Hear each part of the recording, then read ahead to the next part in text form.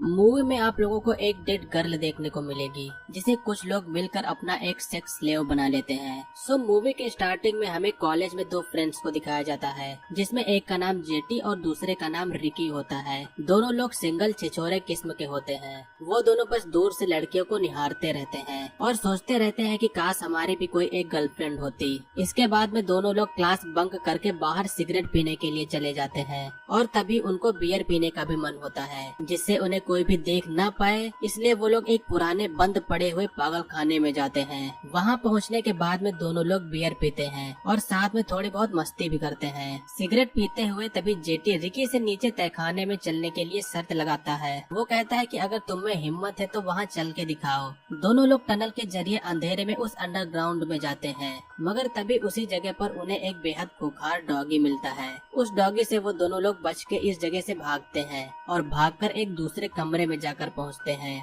इस कमरे में आने के बाद में अगले कमरे में जाने का जो दरवाजा होता है वो बंद होता है और दरवाजे पर काफी ज्यादा जंग भी लगी होती है, जिससे ये लगता है कि यहाँ पर काफी दिनों से कोई भी नहीं आया है। जब वो दोनों लोग इस दरवाजे को खोलकर दूसरे कमरे में जाते हैं तो वहाँ पर एक औरत स्ट्रेचर पर लेटी हुई पॉलीथीन में पैक होती है और वो लड़की पूरी तरह से न्यूड भी होती है, जिसे देखकर जेटी और रिकी दोनों लोग हैरान हो जाते हैं। उन्हें लगता है कि ये शायद मरी हुई है, मगर उस औरत की सांसें चल रही होती हैं और उसका सर भी मूव कर रहा होता है। जेटी उस डेड गर्ल के ऊपर से प्लास्टिक को हटाता है तो जेटी को ये औरत बहुत ब्यूटीफुल लगती है। रिकी जेटी को ऐसा ना करने के लिए रोक रहा होता है। वो कहता है कि हमें यहाँ से निकलना चाहिए और चल के किसी को मदद के लिए यहाँ पर बुलाना चाहिए, मगर जेटी रिकी से गुस्सा होकर उसके मुंह पर मुक्का मार देता है और ये कहता है मैं जो कर रहा हूँ मुझे करने दो। जेटी रिकी से कहता है कि अगर तुम ये सब नहीं चाहते हो तो तुम यहाँ से जा सकते हो, जिसके बाद में रिकी यहाँ से गुस्सा होकर चला जाता है। रिकी इस सब से बेहद ही ज्यादा गुस्सा हो जाता है। वो अपना गुस्सा गन चलाकर उतारता है। अगले दिन जब रिकी फिर से उसी जगह पर जाता है तो जेटी रिकी से उस बात के लिए सॉरी बोलता है। जेटी ये भी कहता है कि वो डेड गर्ल कल रात नींद से उठी थी, उसने मुझ पर हमला करने की कोशिश की थी, जिसके बाद मैंने उसके सर के ऊपर कई बार मारा मगर उसे कुछ भी नहीं हुआ। वो इन सब के बावजूद भी नहीं मरी। इसके बाद में जेटी रिकी की गन लेके उसी डेड गर्ल पर चला के दिखाता है और इस बार भी डेड गर्ल नहीं मरती है। रिकी इस बात से बेहद ही ज्यादा चौंक जाता है। जेटी अब ये बताता है कि ये लड़की यहाँ पर कई दिनों से ऐसे ही है और ये मरती भी नहीं है। रिकी को ये सब बेहद ही अजीब लग रहा होता है, मगर जेटी कहता है कि ये हमारे लिए एक चांस है, हम लोग इसके साथ में वो सब कर सकते हैं जो हम दूसरी लड़कियों के साथ में नहीं कर पाते हैं। ये हम लोगों की अपनी स्लेव होगी। रिकी ये सब नहीं चाहता है, मगर एक टाइम के लिए रिकी जेटी की बात मान लेता है। अब दोनों लोग प्रॉमिस करते हैं कि ये बात हमारे अलावा और किसी को कोई भी नहीं बताएगा। रिकी को अपने क्लास की जोआन नाम की लड़की बेहद पसंद होती है, मगर उसका कोई और ही बॉयफ्रेंड होता है, इसलिए रिकी बस उसे दूर से देखता रहता है। रात में सोते समय रिकी को वही डेड गर्ल उसके सपने में आती है और अगले दिन रिकी फिर से उसी जगह पर जाता है। वहाँ पर पहुँचने पर यह दिखता है कि उसी का क्लासमेट जिसका नाम व्हीलर होता है वो उस डेड गर्ल के साथ में इंटीमेट हो रहा है, जिससे रिकी गुस्सा होकर जेटी से पूछता है कि ये सब क्या है, तुमने व्हीलर को ये सब क्यों बताया। जेटी कहता है कि मैं यहाँ पर अकेला था इसलिए इसे कंपनी के लिए यहाँ पर बुलाया है।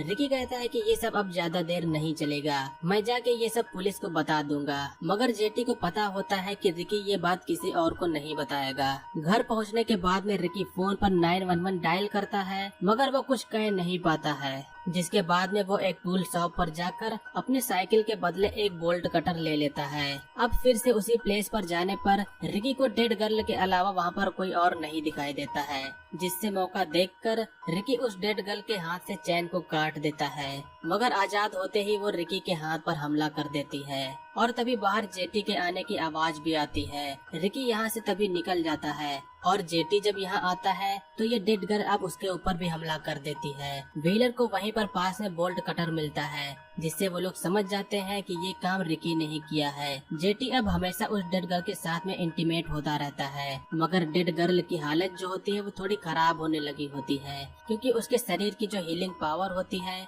वो बिल्कुल नहीं बची होती है। जिससे उसके जो घाव होते हैं वो वैसे ही रहते हैं। स्कूल में रिकी जोआन को, जो कि वो उसे पसंद करता है, इसीलिए जोआन को अपने साथ में कहीं बाहर साथ में चलने के लिए प्रपोज करता है, मगर जोआन साथ में चलने से मना कर देती है क्योंकि जोआन का ऑलरेडी एक बॉयफ्रेंड होता है। ये बात जब जोआन के बॉयफ्रेंड यानी कि जॉनी को पता चलती है, इसीलिए जॉनी रिकी और उसके साथ में व्हीलर दोनों को बहुत पीटता है। लेकिन व्हीलर यहाँ पर गुस्से में ये कह देता है कि हमें किसी दूसरी लड़की की जरूरत नहीं है, हमारे पास खुद की स्लेव है जिसके साथ में हम कुछ भी कर सकते हैं। रिकी व्हीलर को ऐसा न कहने से रोकने की कोशिश करता है, मगर अब जब ये बात जॉनी को पता चल जाती है, तब जॉनी उन्हें जबरदस्ती वहाँ पर ले चलने के लिए कहता है। जॉनी अब उन दोनों को अपनी कार के ट्रक में डाल देता है और जल्द ही वो सभी लोग उस जगह पर पहुँच जाते हैं। जैसे ही वो सभी लोग उस अंडरग्राउंड वाली जगह पर पहुँच जाते हैं, तो जेटी इन सभी लोगों को देखकर बिल्कुल भी हैरान नहीं होता है। मगर जब जॉनी उस डेड गर्ल को पूरी तरह से न्यूड स्ट्रेचर पर बंधा हुआ देखता है, तो वो काफी ज्यादा हैरान हो जाता है। वो डेड गर्ल के पास में जाकर उसे छूने की कोशिश करता है, लेकिन तभी वो डेड गर्ल उसके प्राइवेट पार्ट को काट लेती है। जॉनी अब गुस्से से दर्द में कराहते हुए ये कहता है, मैं ये जाके पुलिस में बता दूंगा।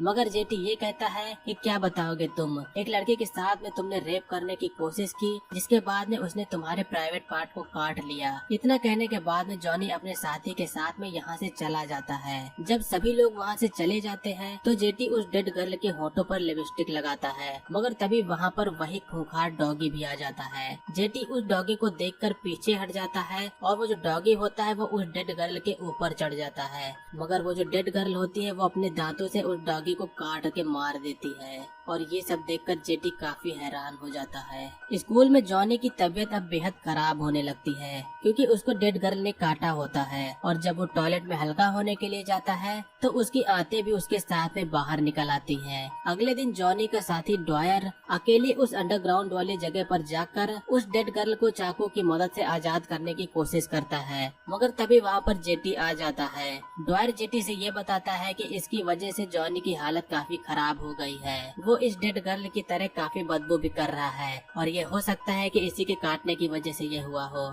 इतना कहने पर वो डेड गर्ल ड्वायर को भी पीछे से काट लेती है। अब यहाँ पर जेटी को एक सीक्रेट पता चलता है, और ये सीक्रेट क्या है वो जल्दी आपको आगे पता चलेगा। थोड़ी देर बाद में जेटी अपनी कार से व्हीलर के साथ में एक पेट्रोल पंप पर जाता है, जिसके बाद में अब वो दोनों उस लड़की को किडनैप करने की कोशिश करते हैं। जेटी उस लड़की को इसलिए किडनैप करना चाहता है क्योंकि जब भी वो डेड गर्ल किसी को काटती है तो वो शख्स भी डेड गर्ल के जैसा बन जाता है। इसीलिए वो लोग इस लड़की को अपने जाल में फंसाने की कोशिश करते हैं, लेकिन वो लड़की अपने आप को इन सब के झांसे से फंसने से बचा लेती है। और तभी थोड़ी देर बाद में वहाँ पर जोआन आ जाती है। वो जेटी से अपने बॉयफ्रेंड के साथ में क्या हुआ उसके बारे में जानना चाहती है, लेकिन यहाँ पर जेटी का मन तो कुछ और ही कर रहा होता है। वो जोआन से कहता है कि चलो मैं तुम्हें बताने के बजाय दिखाता हूँ। दूसरी तरफ थोड़ी देर बाद में उस अंडरग्राउंड वाली जगह पर रिकी एक बड़ा सा चाकू लेकर जाता है। वो ये सोचता है कि अगर डेड गर्ल के छोटे छोटे टुकड़े कर दिए जाएं तो वो जरूर मर जाएगी। अब जब वो अंदर पहुंचता है तो डेड गर्ल उसे बंधी हुई दिखती है, और वो जो कमरा होता है वो कई सारी चमकदार लाइटों से जल रहा होता है। मगर तभी रिकी को उसी डेड गर्ल के पीछे जोआन भी बंधी दिखती है। रिकी उसे खोल के यहाँ से निकालने की कोशिश करता है, मगर तभी जेटी आ जाता है। जेटी यहाँ पर रिकी से कहता है, अब यहाँ तुम्हारा सपना पूरा हो सकता है, तुम हमेशा से जोआन के बारे में ही सोचते रहते थे, अब ये देखो वो तुम्हारे पास में ही है, तुम इसे भी अपनी स्लेव बना सकते हो। रिकी मगर ऐसा नहीं चाहता है, वो उसको बस यहाँ से छुड़ा देना चाहता है। व्हीलर तभी जोआन को गंदे तरीके से छूने की कोशिश करने लगता है, मगर रिकी जो होता है वो बार बार व्हीलर को ऐसा न करने के लिए कह रहा होता है। मगर फिर भी जब व्हीलर अपना हाथ नहीं हटाता है तो रिकी गुस्से में आके व्हीलर के हाथ को काट देता है। जेटी को नहीं लग रहा होता है कि वो उस लड़की जिसने रिकी को आज तक कभी भाव नहीं दिया उसके लिए किसी को नुकसान भी पहुंचा सकता है। इधर जोआन जब बंधी होती है तो धीरे धीरे वो डेड गर्ल के हाथों से रस्सी खोल देती है, और खुलने के बाद में वो डेड गर्ल सीधा व्हीलर को काट लेती है। रिकी जल्दी से जोआन को छुड़ाकर यहाँ से भाग निकलता है। जिस रास्ते से दोनों लोग जाते हैं वो रास्ता आगे से बंद होता है, जिससे दोनों लोग फिर से वापस आते हैं। ये जो डेड गर्ल होती है वो आजाद होने के बाद में बेहद खूंखार हो चुकी होती है। वो जेटी के ऊपर भी हमला करके उसके होंठ को काट लेती है। इसी इसी सब के दौरान जेटी किसी तरीके से वही चाकू जॉन के पेट पर मार देता है।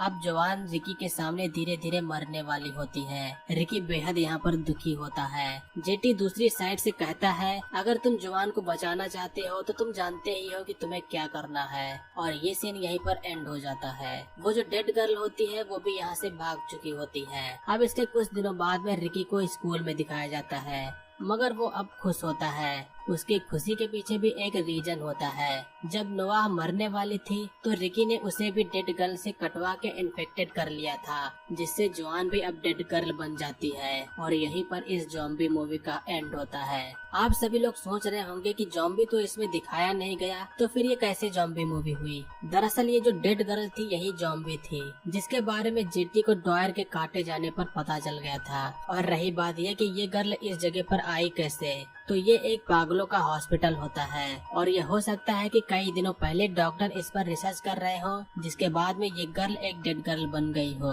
सो दोस्तों, ये थी हमारी डेड गर्ल मूवी का एक्सप्लेनेशन। उम्मीद करता हूँ कि आप लोग को एक्सप्लेनेशन पसंद आया होगा। अगर आप लोग को एक्सप्लेनेशन पसंद आया तो वीडियो को लाइक करेगा, चैनल पर नए हो तो सब्सक्राइब करेगा। आज के वीडियो के लिए बस इतना ही, मिलेंगे अगले वीडियो में। तब तक के लिए बाय, जय हिंद।